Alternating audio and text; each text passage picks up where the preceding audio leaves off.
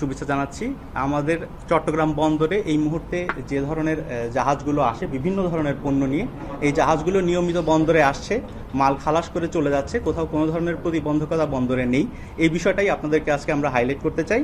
এর বাইরে আমাদের কাছে গতকালকে পর্যন্ত যে জাহাজগুলোর তথ্য আছে, যেগুলো জ্বালানি সংক্রান্ত মালামাল নিয়ে এসেছে, যেমন এলএনজি, এলপিজি এই ধরনের মালামাল নিয়ে যে জাহাজগুলো স্ট্রেট অফ হরমুজ পার করে এসেছে, সেগুলোর একটা তথ্য অলরেডি আপনাদের সাথে শেয়ার করা হয়েছে। আরও জাহাজগুলো যখন নিয়মিতভাবে আসবে, সেটার আপডেট আমরা পেলে সাথে সাথে আপনাদেরকে শেয়ার করব।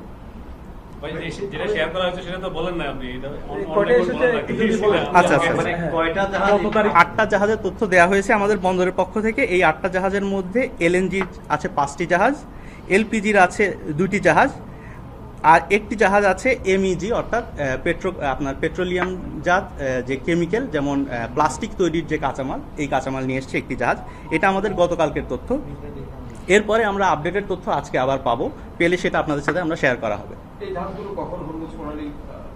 এগুলো 28 তারিখের পূর্বে, যেহেতু 28 তারিখ থেকে যুদ্ধ শুরু হয়েছে, 28 তারিখের পূর্বে এই জাহাজগুলো হরমুজ প্রণালী পার করেছে। তার মানে এগুলো অন দ্য ওয়ে। যে কোনো সময় 2-1টা জাহাজ আছে যেগুলো আগামী কয়েকদিনের মধ্যে আমাদের বন্দরের জলসীমায় এসে প্রবেশ করবে, আর কিছু কিছু জাহাজ ইতিমধ্যে বন্দর জলসীমায় চলে এসেছে।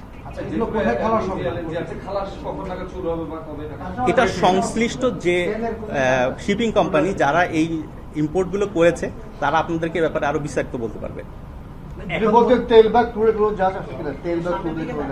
তেলের জাহাজ নিয়মিত আসছে। এই মুহূর্তে নতুন কোনো জাহাজ গতকালকে পর্যন্ত আপডেটে নেই।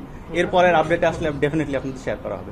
ভাই, যে 22 তারিখে যেটা ক্রুড অয়েলের জাহাজ আসার কথা, সেটার একটা সর্বশেষ অবস্থান, আর একটা সম্ভবত 500 যেটাতে আটকা আছে আপনি ক্রুড অয়েলের, এটা নিয়ে একটু যদি 22 তারিখের কোনো তেলের জাহাজের ইনফরমেশনটা এই মুহূর্তে আমার কাছে নেই, থাকলে ডেফিনেটলি আমি শেয়ার করবো।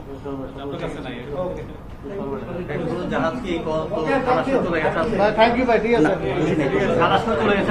এই 8টা তো মাত্র এসেছে গতকালকে।